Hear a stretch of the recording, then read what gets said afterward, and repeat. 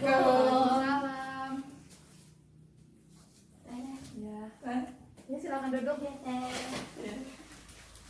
Gimana nih duduknya, udah nyaman? Alhamdulillah. Ya gimana kabarnya? Alhamdulillah baik ya. Ya semoga di masa pandemi ini kita selalu diberikan kesehatan. Amin. Baiklah, di sini kalian udah tahu mau ngapain nih?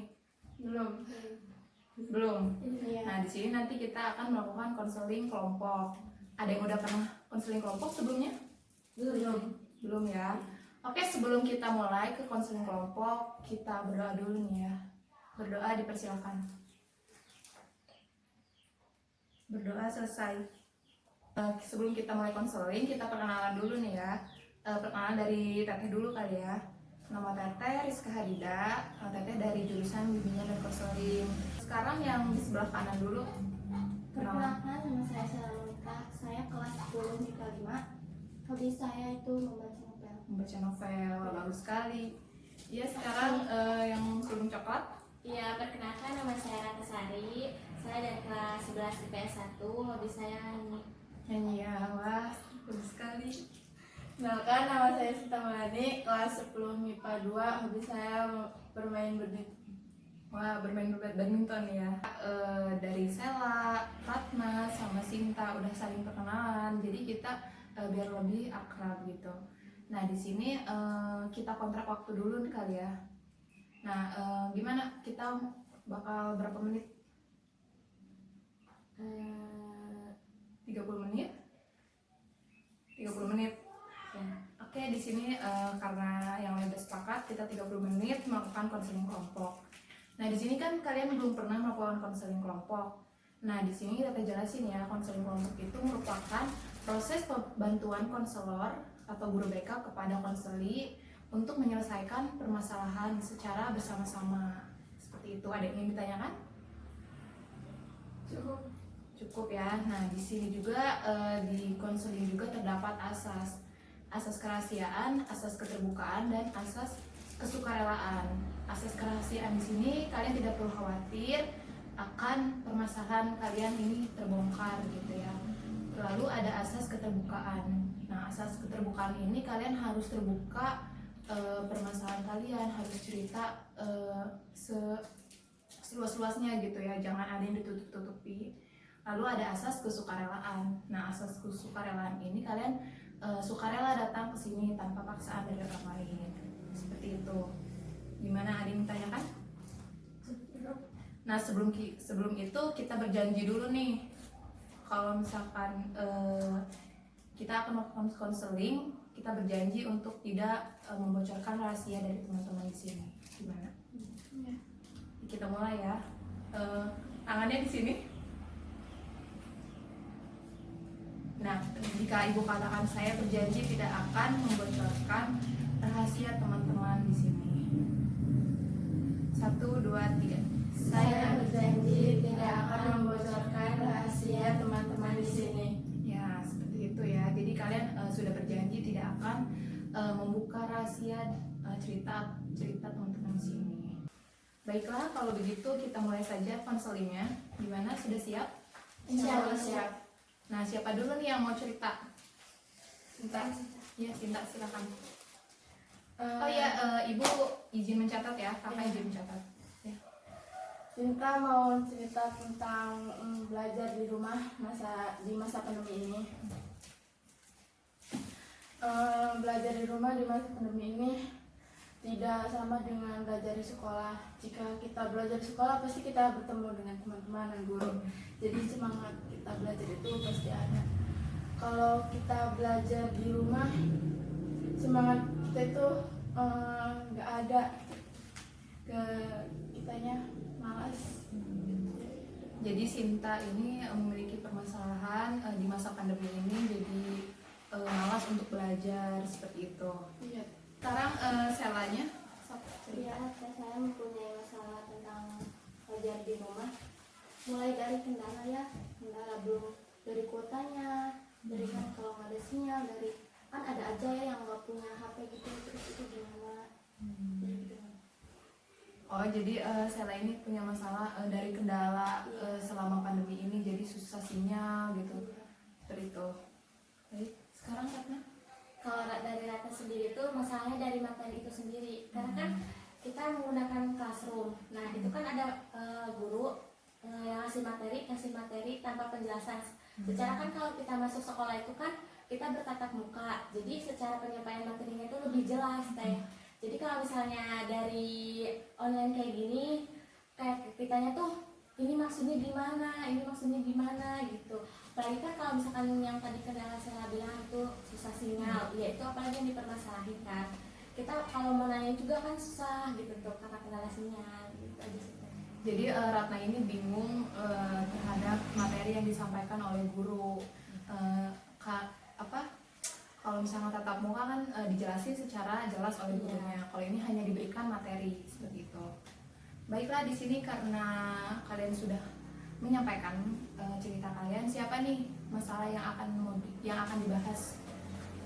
Masalah siapa yang harus segera diselesaikan gitu? Masalah siapa?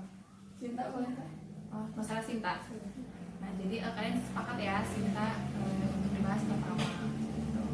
Oke, Sinta bisa diceritakan lebih dalam permasalahan Sinta. Masalah Sinta cuma di semangat belajarnya itu sendiri sih Teh. Kan kalau di sekolah kita bisa walaupun belajar kita ada istirahatnya, bisa bertemu dengan teman-teman, bisa bertemu dengan guru, cerita sana sini sama guru sama teman. Kan kalau di sekolah, dari sekolah tuh seru banget gitu. Kalau di rumah serasa semua hari itu walaupun sekolah online serasa hari itu libur gitu. Jadi ke semua siswa itu rasanya gak mau belajar gitu, tapi kan kewajiban belajar, tapi semangatnya itu gak ada Teh. Jadi ke kitanya itu males banget, apalagi banyak kendala ini itu, ada kerjaan di rumah ditambah lagi sama kerjaan tugas sekolah itu buat kita tuh ngerasa males, capek, apalagi kalau kendala dari luar, dari keluarga, dari teman-teman. Apalagi kalau ada teman yang mengajak kita untuk kesana kesini padahal kita lagi belajar, tapi kita tuh tergoda gitu Teh, tergoda untuk mengikuti itu walaupun kita itu di rumah lagi belajar, selalu diingatkan oleh orang tua, tapi kitanya rasa semangat itu udah nggak ada. Iya, saya mengerti perasaan kamu. Di masa pandemi ini memang siswa ini merasa jenuh gitu terhadap pembelajaran daring ini, seperti itu. Mungkin ada yang ingin ditanyakan dari teman-teman sini? Mungkin dari Ratna dulu. Mungkin ada pendapat gitu terkait masalahnya Sinta ini. Kalau menurut pendapat Ratna sendiri ya buat masalah Sinta itu sih tergantung di mana diri sendiri Teh. Secara kan kalau misalkan diri sendirinya itu misalkan teguhnya malas terus, ya otomatis ke hari-hari berikutnya pun sama seperti itu. Tapi kalau misalkan di diri kita ditanam, kita semangat nih walaupun lagi pandemi kayak gini, kita semangat buat raih cita-cita kita, ya kita tetap semangat gitu ke depannya walaupun misalkan di rumah itu keadaannya lagi kayak gini, lagi kayak gitu Teh. Lalu sekarang ada yang ingin ditanyakan? Tidak. Nah, di sini kan Sinta malas belajar ya. Lalu apakah ketika guru itu memberikan tugas, Sinta mengajarkan? Sinta mengerjakan tugas itu cuma mata pelajaran yang memang Sinta benar-benar pahami, suka. Jadi cuma memberikan materi tapi tidak ada penjelasan, terus langsung dikasih tugas, Sinta nggak pernah mengerjakan. Tapi kan tugas itu dikumpulkan atau dinilai gitu oleh guru. Sinta ngerjainnya guru itu mau memberi waktu.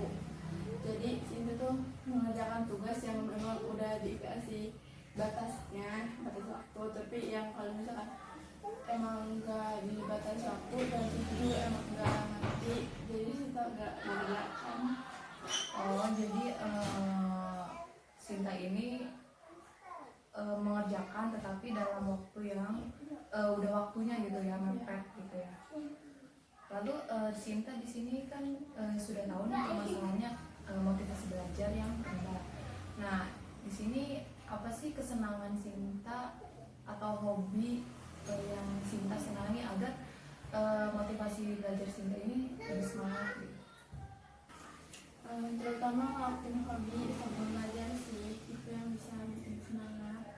Terus kalau kita terlalu fokus sama belajar pasti suntuk banget.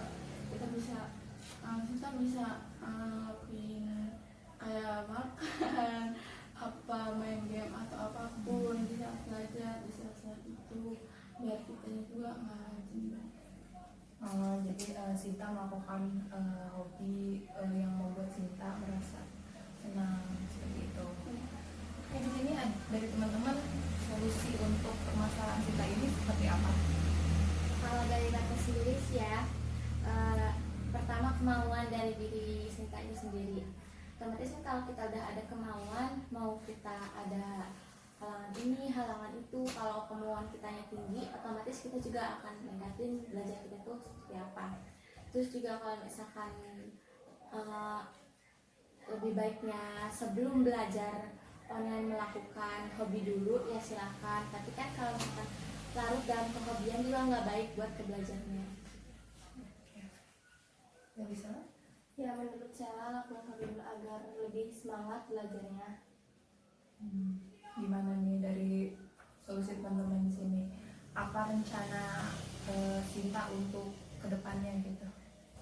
Ya rencana kita ambil dari pendapat teman-teman juga sih, benar juga bakal ngelakuin pendapat teman-teman tapi agar yang lebih baik lagi.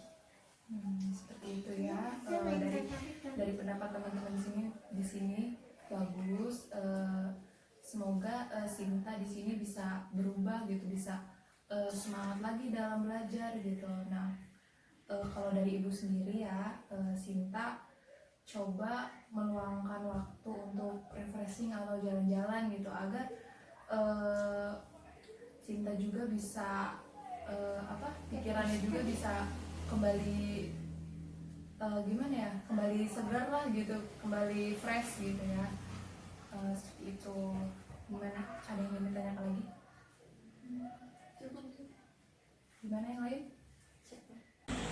Oke, gimana nih perasaannya setelah melakukan konseling, terutama buat Sinta dulu nih? Perasaan kita ya senang dikasih solusi sama teman-teman, sama teteh, jadi kita nggak perlu bingung lagi mau ngelakuin apa. Jadi kita rencana buat melakukan yang lebih hebat. Makasih. Bisa? Jadi tuh kita tuh kan sudah anak dulu kan, kita ceritain ya, jadi kayak keluar gitu semua, jadi bukan kita aja gitu yang ngalaminnya. Oke, terima kasih Sarah. Gimana Kak? Dari data sendiri sih lega, yang tadinya beban kayak kita tuh mau cerita ke siapa, sekarang kan kita di rumah aja, sekarang jadi adanya konseling jadi kerasa terkurangi beban. Oke, terima kasih buat teman-teman di sini. Alhamdulillah ya kalau misalkan kalian merasa senang gitu, merasa oh iya masalah saya bisa selesai seperti itu. Nah baiklah, karena waktu juga sudah 30 menit, mungkin kita akhiri konseling ini. Nah, siapa nih masalah siapa yang akan dibahas minggu berikutnya? Masalah Ratna atau Sela? Ratna. Masalah Ratna ya. Mungkin minggu depan kita rencanakan untuk waktu bagaimana? Sesuai dari jam dan tempat yang sama. Baiklah, dirasa kita sudah cukup. Terima kasih nih untuk kalian telah bersedia untuk melakukan konseling hari ini. Mudah-mudahan kita diberikan kesehatan. Oke, sebelum kita mengakhiri, kita berdoa dulu. Berdoa, dipersilakan. Berdoa selesai. Baiklah, di sini kalian mau kemana? Main karena weekend sekarang. Ya. Kalau begitu, terima kasih ya. Teteh. Hati-hati ya di jalan. Iya. Assalamualaikum. Assalamualaikum. Mari Teh. Ya, Assalamualaikum. Waalaikumsalam.